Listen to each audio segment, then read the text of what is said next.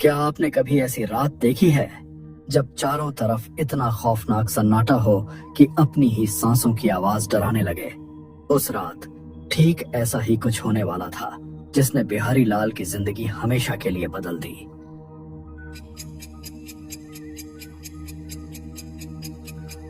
रात के करीब 10 बज रहे थे। सुनसान सड़क पर दूर दूर तक कोई इंसान दिखाई नहीं दे रहा था।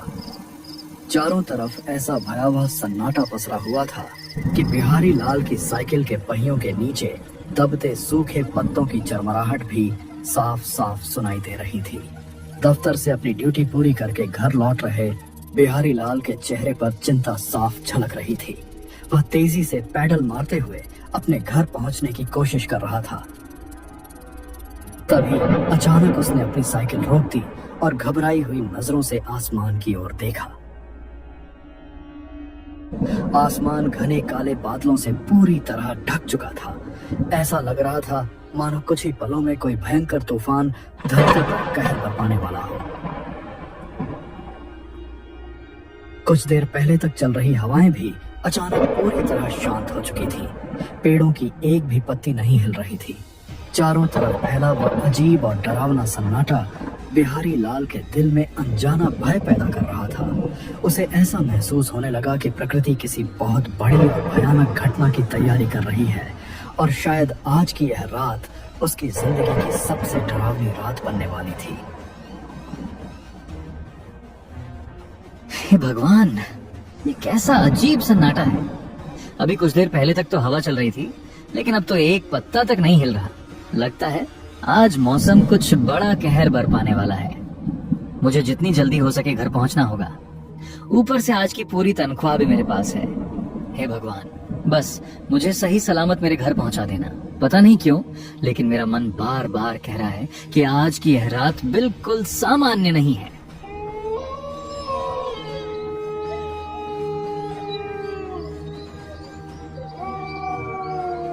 बिहारी लाल ने अपनी सारी ताकत साइकिल के पैडल में झोंक दी और वह तेजी से अपने घर की ओर बढ़ने लगा। सुनसान रात में उसकी साइकिल की चेन की आवाज पूरे रास्ते के सन्नाटे को चीरती हुई सुनाई दे रही थी। तभी अचानक आसमान में जोरदार बिजली कड़की और एक पल के लिए पूरा इलाका तेज रोशनी से जगमगा उठा। बिजली की उस चमक ने बिहारी लाल के दिल की धड़कनें और तेज कर दी। इससे पहले कि वह कुछ समझ पाता, मूसलाधार बारिश शुरू हो गई। बारिश इतनी तेज थी कि कुछ ही पलों में उसके कपड़े पूरी तरह भीग गए। बारिश की मोटी मोटी बूंदें उसकी आंखों में चुभने लगी और उसे सामने का रास्ता भी साफ दिखाई देना बंद हो गया। घबराहट में इधर उधर नजर दौड़ाते हुए उसे सड़क किनारे एक विशाल बरगद का पेड़ दिखाई दिया। बिना एक पल भी गंवाए उसने अपनी साइकिल वहीं खड़ी कर दी और खुद भी दौड़कर उस पेड़ के नीचे जाकर खड़ा हो गया। लेकिन ऐसा लग रहा था मानो मौसम आज अपना पूरा कहर बरपाने पर उतारू हो। बारिश रुकने का नाम ही नहीं ले रही थी। आसमान में लगातार बिजली चमक रही थी और गरज की आवाज से पूरा इलाका कांप उठता था।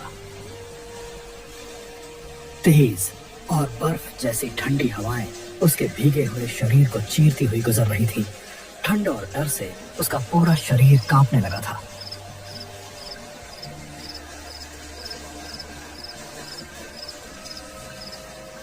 हे भगवान, ये कैसी भयानक बारिश शुरू हो गई। मुझे तो सामने का रास्ता भी दिखाई नहीं दे रहा। अगर मैं जल्दी घर नहीं पहुंचा तो बहुत बड़ी मुसीबत में फंस जाऊंगा। हे राम, ये बारिश रुकने का नाम ही नहीं ले रही है। ऊपर से ये बिजली की कड़क और ये बर्फ जैसी ठंडी हवाएं, मेरा तो पूरा शरीर कांप रहा है। आज की रात कुछ ठीक नहीं लग रही। ऐसा सन्नाटा और ऐसा तूफान मैंने पहले कभी नहीं देखा। भगवान, बस किसी तरह मेरी रक्षा करना और मुझे सही सलामत मेरे घर पहुंचा देना।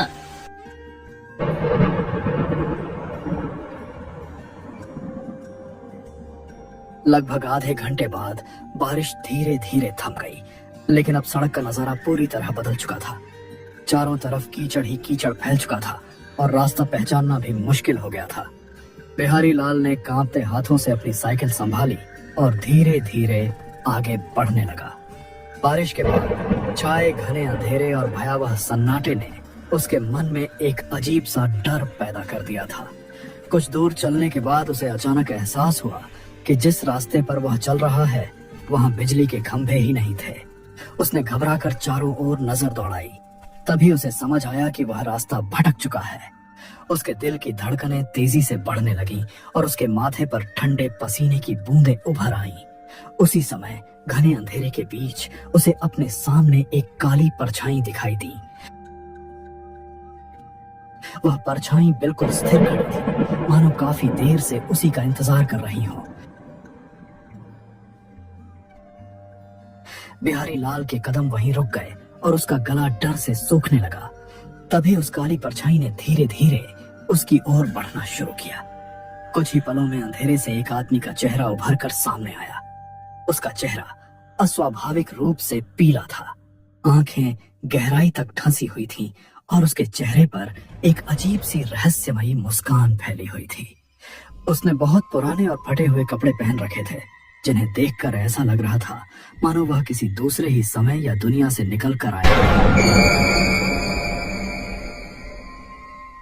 डरिए मत, मेरा नाम मनोज है। मैं यहीं पास में रहता हूँ। लेकिन इतनी रात गए आप इस सुनसान रास्ते पर क्या कर रहे हैं? क्या आप रास्ता भटक गए हैं? जी हाँ, मैं कुंती नगर गांव जा रहा था, लेकिन लगता है कि बारिश और अंधेरे की वजह से रास्ता भटक गया हूँ। मुझे समझ नहीं आ रहा कि अब क्या करूँ। कुंती नगर? अरे, आप तो गलत दिशा में आ गए हैं। और अभी थोड़ी देर पहले तूफान में कुंती नगर जाने वाले रास्ते पर एक बहुत बड़ा पेड़ गिर गया है। इस मौसम में आज रात वहां पहुंचना तो बिल्कुल मुमकिन नहीं है। क्या? अब मैं क्या करूँ?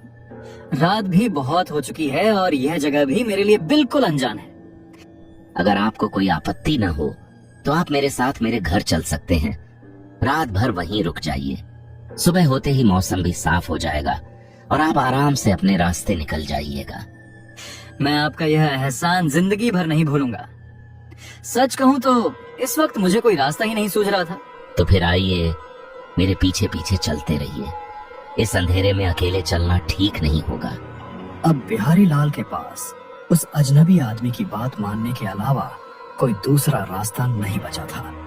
डर और असमंजस से भरा हुआ वह चुपचाप उस आदमी के पीछे पीछे चल पड़ा। चारों तरफ घना अंधेरा छाया हुआ था और उनके कदमों की आवाज के अलावा वहां कोई दूसरी आवाज सुनाई नहीं दे रही थी। चलते चलते अचानक बिहारी लाल को एक अजीब और तेज बदबू महसूस हुई। वह बदबू ऐसी थी मानो कहीं आसपास कुछ जल रहा हो। उस बदबू ने उसके मन में बेचैनी और डर को और बढ़ा दिया। उसने कई बार इधर उधर देखने की कोशिश की, लेकिन घने अंधेरे के कारण उसे कुछ भी साफ दिखाई नहीं दे रहा था। करीब 10 मिनट तक लगातार चलने के बाद अचानक सामने का दृश्य देखकर बिहारी लाल ठिठक गया। एक विशाल और पुराना पेड़ अंधेरे में भयावह रूप से खड़ा था। उस पेड़ के पास ही एक छोटी सी जर्जर झोपड़ी बनी हुई थी, जिसकी दीवारें और छप्पर समय की मार झेलते हुए दिखाई दे रहे थे। वहीं झोपड़ी के ठीक सामने एक छोटी सी चाय की दुकान थी, जहां एक टिमटिमाता हुआ लालटेन जल रहा था।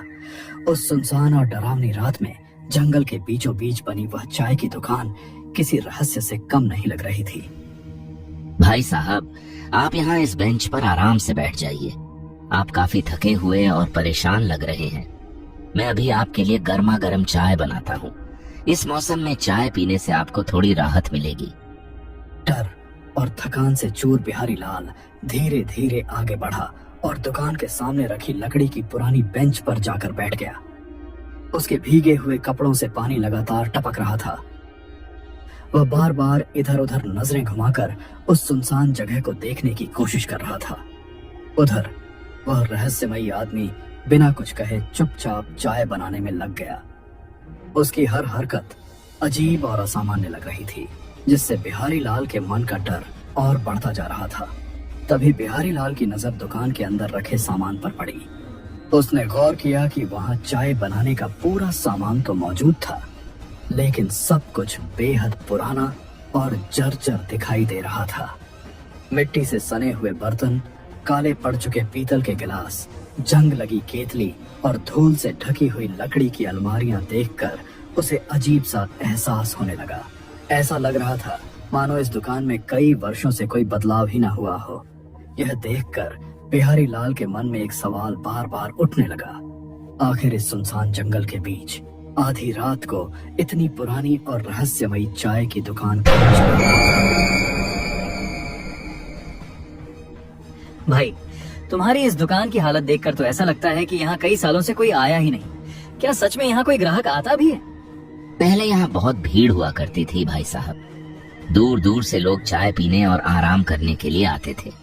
लेकिन अब समय बदल गया है।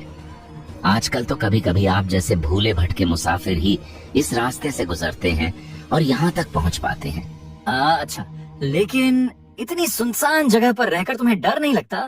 डर नहीं भाई साहब, जो लोग यहाँ रहते हैं उन्हें डर नहीं लगता। डर तो उन्हें लगता है जो यहाँ पहली बार आते हैं। तुम्हारी बातों से तो मुझे और भी डर लगने लगा है। घबराइए मत भाई साहब, रात बहुत लंबी है, धीरे धीरे सब समझ में आ जाएगा।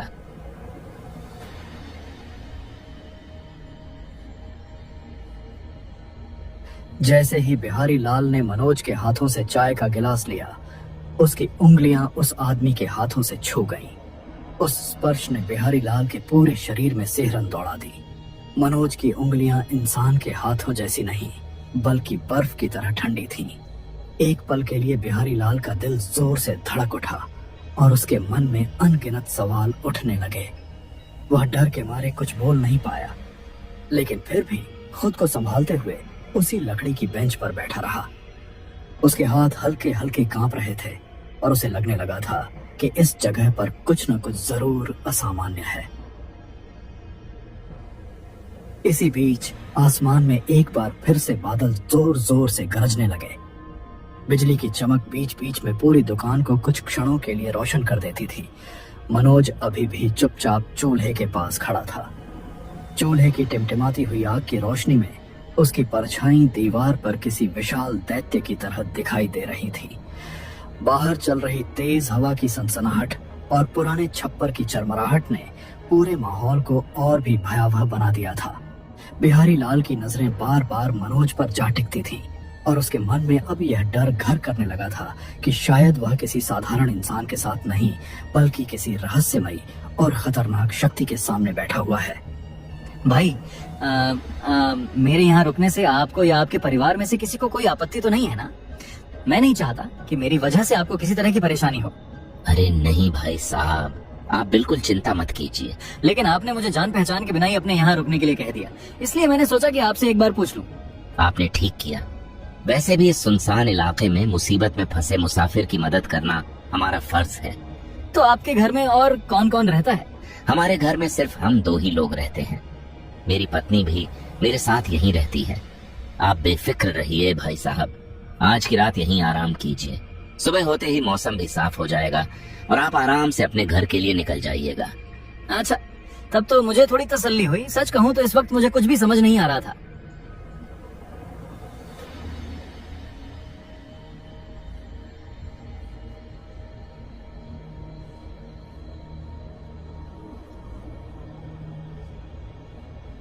तभी अचानक दुकान के बाहर किसी के पैरों की आहट सुनाई दी।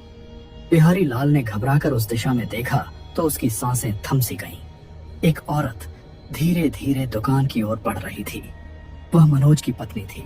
उसने अपने चेहरे को लंबे घूंघट से पूरी तरह ढक रखा था, जिससे उसका चेहरा बिल्कुल दिखाई नहीं दे रहा था। उसके कदम बेहद धीमे और असामान्य थे और वह बिना कोई आवाज किए सीधे दुकान के अंदर आकर खड़ी हो गई। बरखा, ये भाई साहब रास्ता भटक गए हैं। मौसम खराब होने की वजह से आज रात ये अपने घर नहीं जा पाएंगे। इनके लिए यहीं सोने का इंतजाम कर दो। आज की रात ये हमारे साथ ही रुकेंगे। बरखा ने मनोज की ओर देखा तक नहीं और उसकी किसी बात का कोई जवाब नहीं दिया। वह धीरे धीरे नीचे झुकी और जमीन पर एक पुरानी दरी बिछाने लगी, लेकिन उसके चलने फिरने का तरीका बेहद अजीब था। ऐसा लग रहा था मानो उसके शरीर में हड्डियां ही न हो और वह किसी अदृश्य ताकत के सहारे चल रही हो। यह देखकर बिहारी लाल के मन में एक अनजाना डर घर करने लगा। दरी बिछाने के बाद जैसे ही बरखा वापस मुड़कर जाने लगी, तभी अचानक बाहर से तेज हवा का एक झोंका आया और उसका घूंघट पल भर के लिए हट गया। उसी क्षण बिहारी लाल की नजर उसके चेहरे पर पड़ी और उसका खून मानो जम गया। उसके चेहरे के एक तरफ गहरा काला और भयानक निशान था, जैसे किसी ने कभी उस पर किसी बेहद तेज धार वाले हथियार से जानलेवा हमला किया हो। उस डरावने निशान को देखते ही बिहारी लाल का पूरा शरीर कांप उठा और उसके मन में यह खौफनाक सवाल उठने लगा कि आखिर वह किस जगह और किन लोगों के बीच फंस चुका है।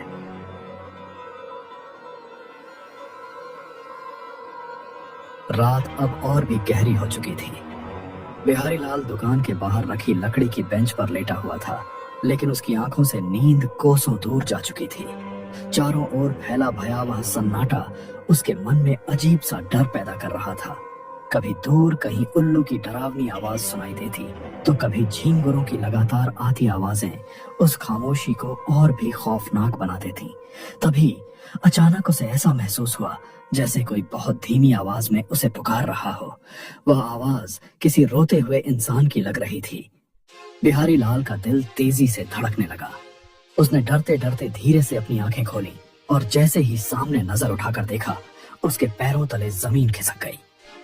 दुकान की छत से एक आदमी की लाश लटक रही थी। उसके गले में एक मोटी रस्सी बंधी हुई थी और उसका निर्जीव शरीर हवा के झोंकों के साथ धीरे धीरे झूल रहा था।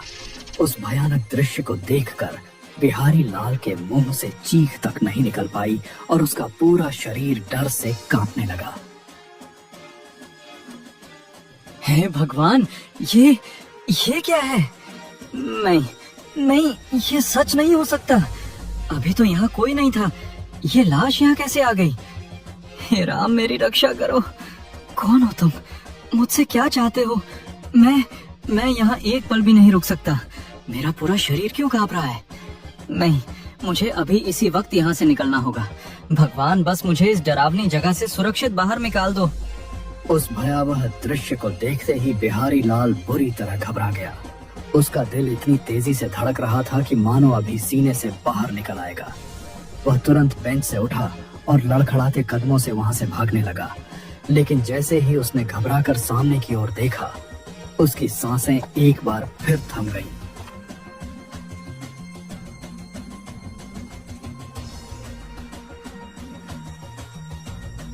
सामने बने पुराने मचान पर मनोज बिल्कुल शांत बैठा हुआ था। उसके चेहरे पर न डर था, न घबराहट और न ही किसी तरह की हैरानी। ऐसा लग रहा था मानो उसने कुछ देखा ही ना हो या फिर उसे उस भयानक घटना से कोई फर्क ही नहीं पड़ता हो। मनोज की वह अस्वाभाविक शांति देखकर बिहारी लाल के मन में डर और भी गहरा हो गया। मनोज, उधर छत से एक लाश लटक रही है। क्या तुमने उसे नहीं देखा? ये सब क्या हो रहा है? मुझे बहुत डर लग रहा है। शांत हो जाइए भाई साहब। इस जगह पर जो दिखाई देता है वह हमेशा सच नहीं होता, और जो सच होता है वह हर किसी को दिखाई नहीं देता। तुम कैसी बातें कर रहे हो? मैंने अपनी आंखों से देखा है। वो कोई सपना नहीं था। आखिर तुम हो कौन और ये जगह कैसी है? मुझे सच सच बताओ। मैं जानता हूँ कि आपने क्या देखा है, लेकिन डरने से कुछ नहीं होगा। कुछ राज ऐसे होते हैं जिन्हें समय आने पर ही समझा जा सकता है। अगर आपको सच जानना है तो आपको एक कहानी सुननी होगी। कहानी? कैसी कहानी? ठीक है, मैं सुन रहा हूँ। मनोज ने धीरे धीरे अपना सिर उठाया और आसमान में गरजते हुए काले बादलों की ओर देखने लगा।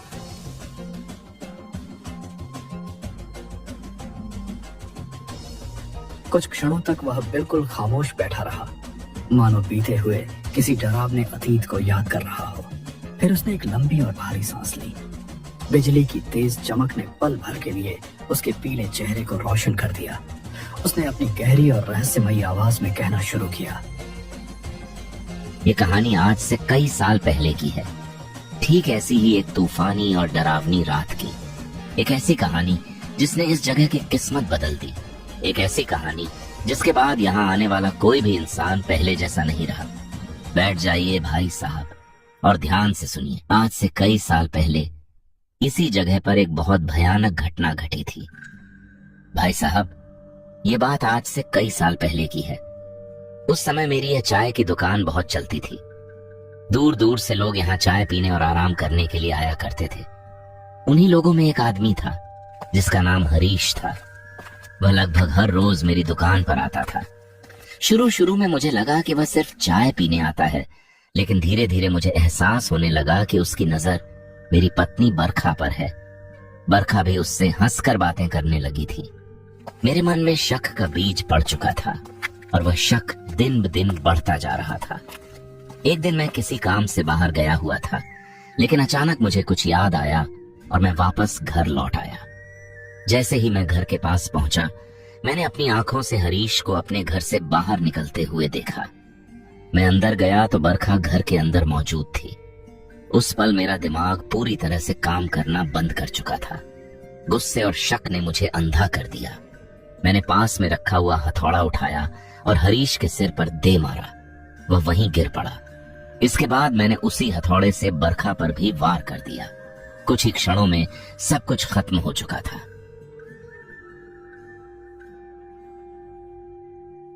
जब मेरा गुस्सा शांत हुआ और मुझे अपनी करतूत का एहसास हुआ, तो मुझे समझ आ गया कि मैंने बहुत बड़ा पाप कर दिया है। मैं इस अपराध और पछतावे के साथ जी नहीं सकता था। इसलिए मैंने इसी चाय की दुकान में फांसी लगाकर अपनी जान दे दी।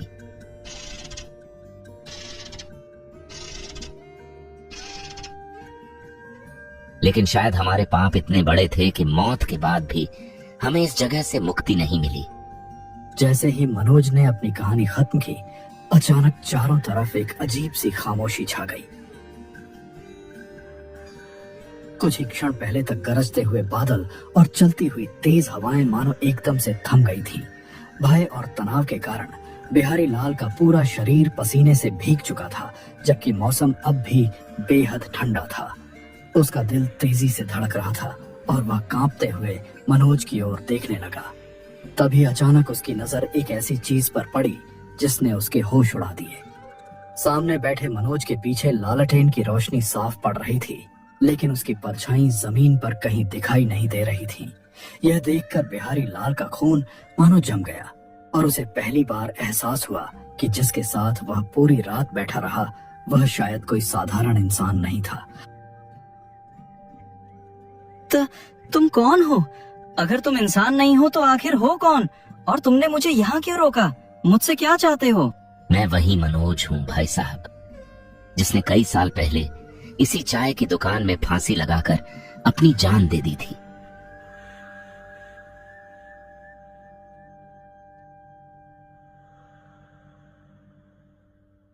उस रात के बाद से मैं और बरखा इसी जगह भटक रहे हैं। मैं इतने सालों से किसी ऐसे इंसान का इंतजार कर रहा था जो यहाँ तक पहुंचे और मेरी अधूरी कहानी सुन सके। आज पहली बार कोई हमारी कहानी सुनने के लिए यहाँ रुका है। अब तक बिहारी लाल अंदर से पूरी तरह टूट चुका था। डर के कारण उसका शरीर बुरी तरह कांप रहा था। वह बिना कुछ कहे धीरे धीरे उठकर खड़ा हो गया और मनोज से दूर जाने की कोशिश करने लगा। उसके कदम लड़खड़ा रहे थे और सांसें तेजी से चल रही थीं। तभी अचानक उसका पैर किसी कठोर चीज से टकराया और वह जोर से जमीन पर गिर पड़ा। दर्द और घबराहट के बीच उसने जैसे ही नीचे देखा, उसकी चीख निकलते निकलते रह गई। वहां जमीन पर इंसानी कंकाल की सड़ी गली हड्डियां बिखरी पड़ी थीं। उन हड्डियों पर मिट्टी और काई जमी हुई थी, मानो वे कई वर्षों से वहीं पड़ी हों।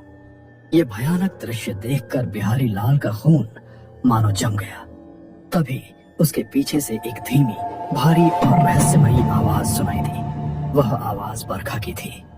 बिहारी लाल ने कांपते हुए बरखा की ओर देखा। भाई साहब, क्या हुआ? आप इतने डर क्यों गए? क्या आप मेरा चेहरा नहीं देखेंगे? पूरी रात हमारे साथ बिताई है आपने। क्या अब भी आपको हमारी बातों पर विश्वास नहीं हुआ? एक बार मेरी तरफ देखिए भाई साहब। आखिर मैं भी तो जानना चाहती हूँ कि मेरा चेहरा देखकर लोग इतना डर क्यों जाते हैं। आइए मेरी तरफ देखिए और देखिए कि इस जगह का असली राज क्या है। तभी बरखा ने धीरे धीरे अपना घूंघट हटा दिया। उसका चेहरा देखकर बिहारी लाल की रूह कांप उठी। उसके चेहरे का आधा हिस्सा बुरी तरह जला हुआ था। एक आंख अपनी जगह से धंसी हुई लग रही थी और उसकी गर्दन पर गहरे घाव के निशान थे, जिनसे ताजा खून रिसता हुआ दिखाई दे रहा था। उसके चेहरे पर फैली भयावह मुस्कान और उसकी निर्जीव आंखों ने बिहारी लाल के शरीर से मानो सारी ताकत छीन ली। वह डर के मारे चीख भी न सका और वहीं जमीन पर बेहोश होकर गिर पड़ा।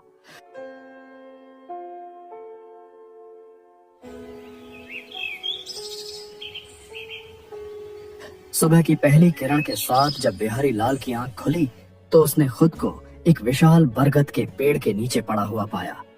उसने घबराकर चारों ओर नजर दौड़ाई, लेकिन वहां न कोई झोपड़ी थी, न चाय की दुकान और न ही मनोज और बरखा का कोई निशान। चारों तरफ सिर्फ सुनसान मैदान और वह पुराना बरगद का पेड़ मौजूद था। यह देखकर बिहारी लाल के रोंगटे खड़े हो गए। उसने कांपते हाथों से अपनी साइकिल उठाई और बिना पीछे मुड़कर देखे वहां से तेजी से निकल गया। लेकिन कहते हैं कि आज भी जब कभी काली रात में तेज बारिश होती है तो बिहारी लाल के कानों में वही रहस्यमयी घुंघरुओं की छन छन गूंजने लगती है और उस भयावह रात का राज उसकी यादों में फिर से जिंदा हो उठता है।